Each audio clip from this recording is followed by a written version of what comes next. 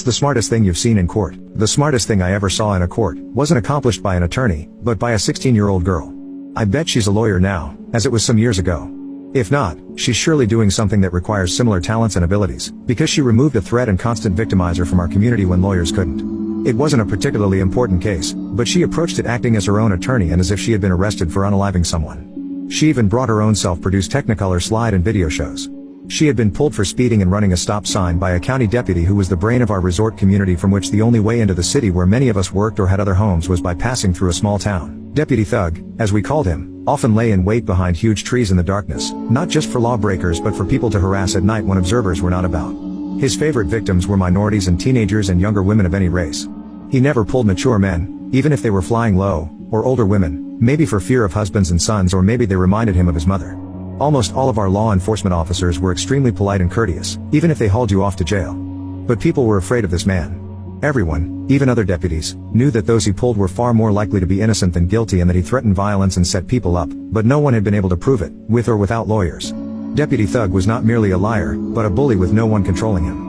He was proud of his reputation for the most tickets, the most arrests, the most feared, etc. He yelled, screamed, called names, demanded people, especially boys, get out of cars so he could shove them around and try to provoke them into something he could arrest them for. He threatened, he intimidated, he accused them of serious crimes.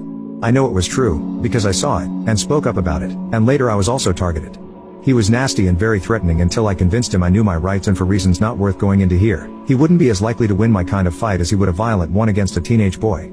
Miss 16-year-old approached the docket like Perry Mason pretending to be Columbo. You would have to see it and hear a lot of detail to get the brilliance of how she set him up, but just to simplify it, she asked him question after question, about what she did, where she was, why that was illegal, where he was, what he saw, what he did, when he did it, on and on. She repeated every important question, asking twice if he were absolutely sure beyond a doubt. Of course, he was, he would answer, arrogant and condescending, tough, counterattacking, apparently not suspecting a trap being laid, since she refuted nothing he said, even seemed to be accepting his lies and a bit chagrined at times. The 200 or so of us in the courtroom felt sorry for her. Deputy Thug was verbally beating her up to the extent the judge would let him, and we were losing hope that she had anything to offer to support her case, until she finished her line of inquiry and turned on the visuals.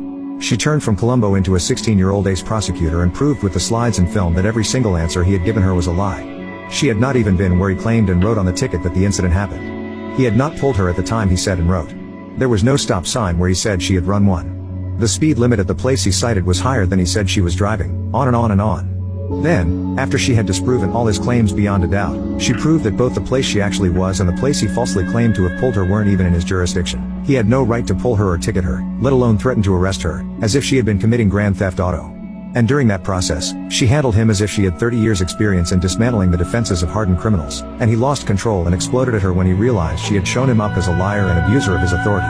The entire courtroom erupted in loud cheers and applause as the judge, enraged well before this point, dismissed the case and shredded the deputy, saying that he was a disgrace to his uniform and that he himself was deeply offended by the lies just told, also implying that serious consequences were in order. Unfortunately, the judge had no control over police personnel, and Deputy Thug was not fired. But he stopped harassing our community and we never saw the swagger and arrogance again. All because a 16-year-old decided to take the time and trouble to carefully prepare a real defense and offense instead of just paying the fine. I wondered if one of her parents might have been an attorney. Someone close to her could have advised, but the girl did it all. I hope she is fighting for the right somewhere today. The lesson I learned is that it sometimes pays to take small cases that seem to have little chance of success to court.